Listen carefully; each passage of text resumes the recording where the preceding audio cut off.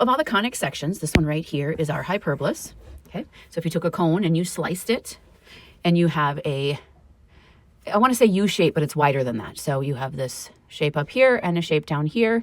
That is a hyperbola. Okay, if we were to just look at that plane, that cross section that is cut, we would be seeing something like this. Now it's a little bit confusing on this picture, but the actual hyperbola is this. Okay, there is an axis that runs through the hyperbola, going through both vertices. That is what we call the transverse axis. Okay, and then other things that hyperbolas have are asymptotes, which describe the behavior. So as the U shape or the curve of the hyperbola goes out, it approaches this line. So that is an asymptote. And the other part of the hyperbola down and to the left, that approaches that same line. Okay, so the asymptotes describe the behavior of the hyperbola. Okay, now they have vertices, as you see here. They have foci. There's one here and there's one here. So when you look at it, the curvature of the hyperbola go out and around the foci. When we were doing ellipses, the curvature of the ellipse wrapped kind of like around, it curved around, or it tried to cup the foci. We're still cupping the foci. The foci is just farther out than the vertex is now. Okay, and then when we were doing ellipses, we had co-vertices. Well, we kind of have that here. It's just hard to accept calling it a co-vertice because it's a location here and here. They're not part of the hyperbola, but it does help us sketch the asymptotes. So we're going to jump in and look at the graphs of hyperbolas and the equation for hyperbolas. Now, hyperbolas can, like this one, open left and right. They can also open up and down. So here's an image. Left one obviously is the left and right, and the right one is up and down, where the blue that you're looking at is the hyperbola, and everything else are the pieces that help us sketch a good hyperbola, or the pieces that help us generate the equations of hyperbolas. So looking at this, just like with ellipses, A was the distance from the center to the vertice. Same thing here. A is the distance from the center to a vertice. Okay. B for ellipses was center to co-vertices. Same thing here, center to co-vertice. That was B. C for ellipses was center to foci. Same thing here, C, center to foci. Okay? So those elements play a role. Now here's what is different. For ellipses, A was the largest measurement. For hyperbolae, C is the largest. So there's still a Pythagorean relationship, but C is the largest this time. So if we picked up that length C and we put it right here, we would have ourselves a right triangle. Okay, so there is a Pythagorean relationship between A, B, and C, but C is the largest. Okay, now everything in this box is kind of letting us know those pieces I just kind of talked through. I'm going to focus my attention right now on the equation. You'll notice for hyperbola, there is a minus sign where ellipses had a plus sign. And here, the y squared element term came before the minus sign. If we go up to this one, we'll see the x squared term comes before the minus sign. That is going to dictate whether or not our hyperbola opens left or right or up and down. Okay, so which is which? In the comment section, I'm going to either post it or link it, a formula sheet. And the same formula sheet that I had when we were doing ellipses, okay? But we are going to focus on the hyperbola, which is this part of the formula sheet, okay? Now, that transverse axis, it goes through the vertices. So it goes through the center and the vertices.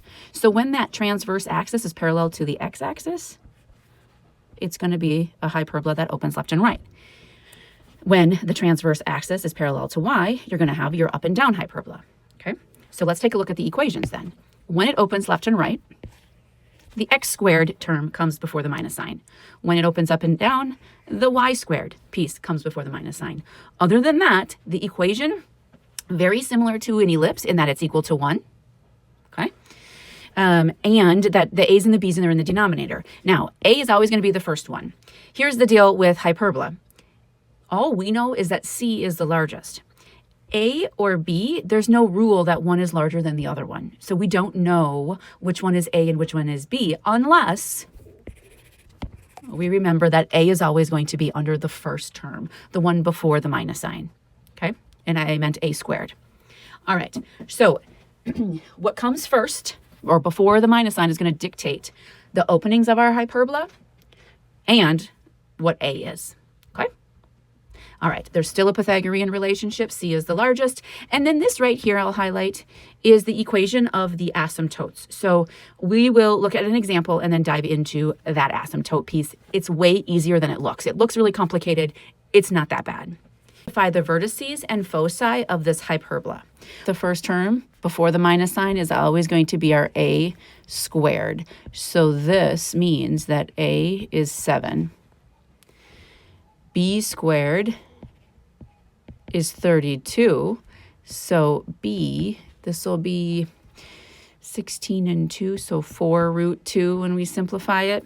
Not the greatest, but it is what it is. So we have our A, we have our B, HK. Now, if you remember from our ellipses section,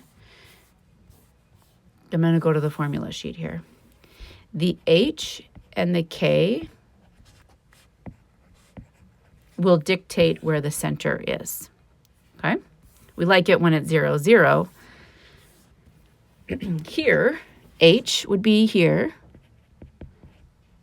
and K would be with the Y.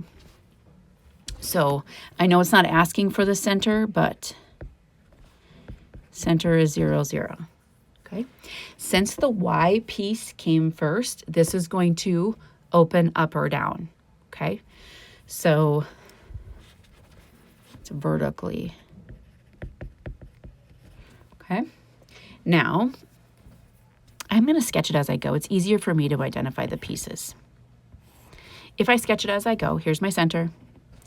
I know that if I go up a units, which is 7 units, that will be a vertice because a is the distance from the center to the vertice.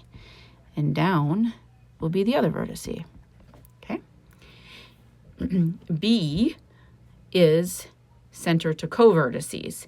Well, the square root of 32 is 4, 5, 6, 5.7 to the left of center, 5.7 to the right of center. Okay, now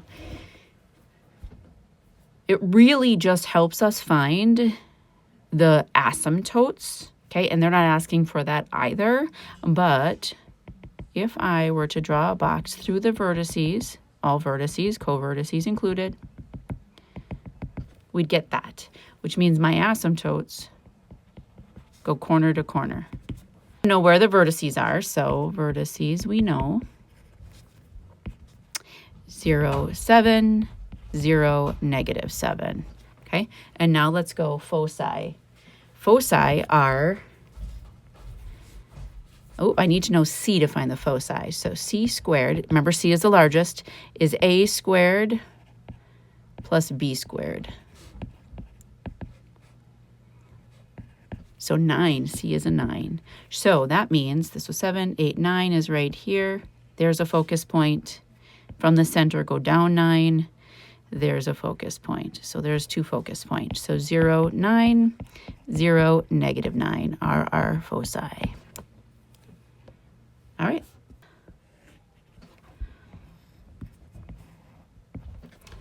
Right there. All right. What is the standard form equation of the hyperbola that has vertices at positive and -6, 0, and foci at positive and -2 root 10, 0? So I know that A is the distance from center, which we see as 0, 0, to vertices. So A is 6. B is center to covertice, but I don't know where that is. And C is center to foci, so 2 root 10. Because it opens left and right, there's going to be, the form is going to be the x minus h squared over a squared minus y minus k squared over b squared. And this equals 1. Now, I know A, I know HK, because the center is the H and K. and that's 0, 0. So we have an x squared over will be 36 minus y squared over, don't know b yet. So b is what I'm missing. So when we're doing hyperbolas, c is the largest. So we'll have 2 root 10 squared equals 36 plus b squared. Let's see, 40 equals 36 plus b squared. So b will equal 2.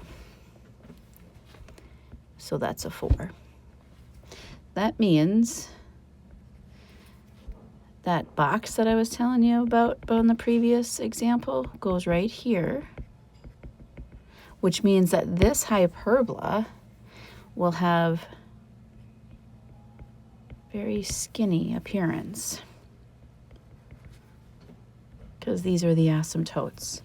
So the hyperbola is, we'll do it in blue, through the vertice, behavior approaches the asymptote, approaches the habit.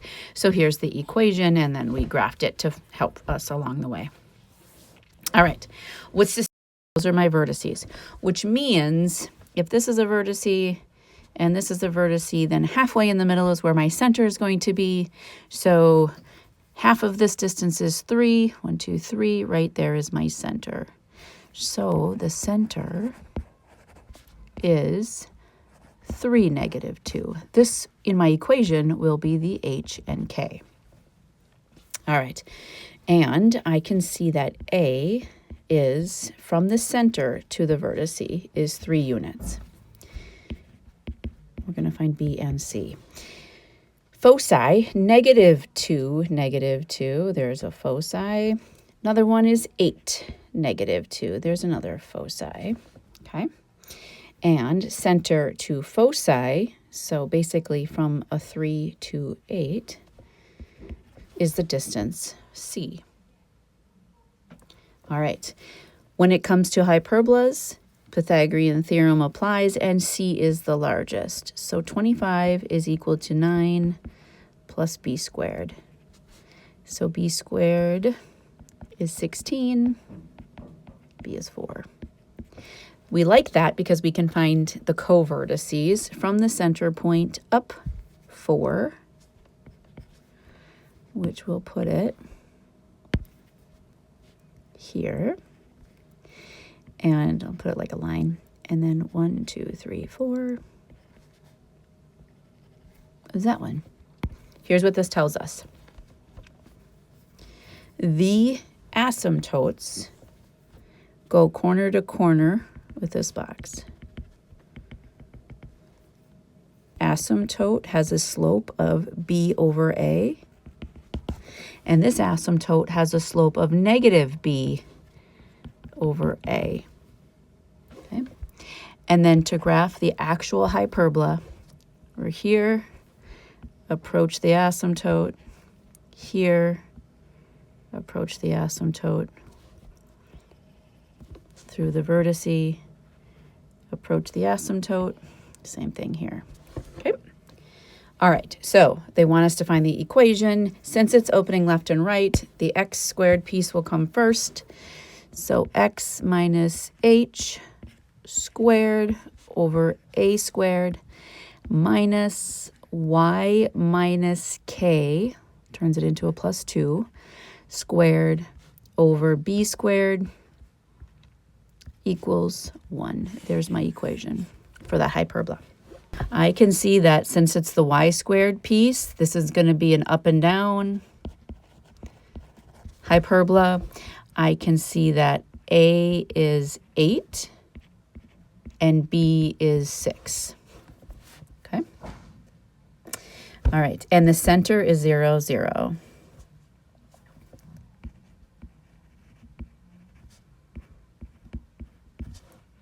I'm going to find c. So c squared is equal to a squared plus b squared. Looks like c squared is going to be 100.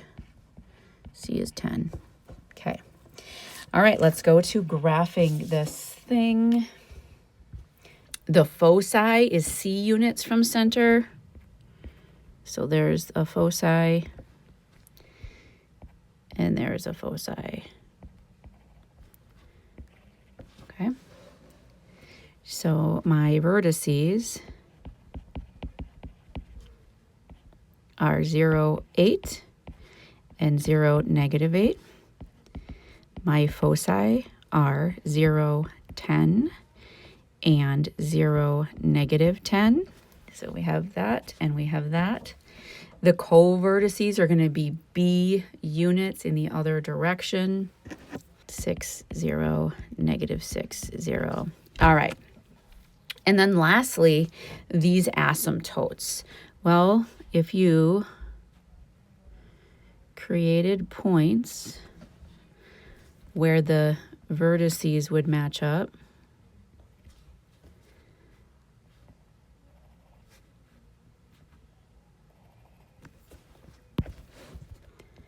you could see that those are your asymptotes here.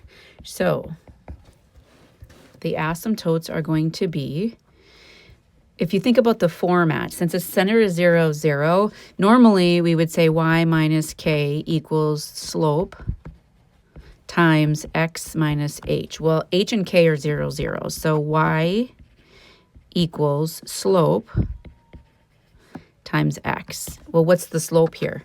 The slope is up 8 over 6. So it is, in this case, a over b. If our hyperbola opened left and right, like the previous example, then it was b over a. So you have to be careful about that. So my asymptotes are y equals 8 over 6 or -8 over 6, right? Times x. And yes, it can be simplified. So positive or negative, 4/3 x is the asymptotes.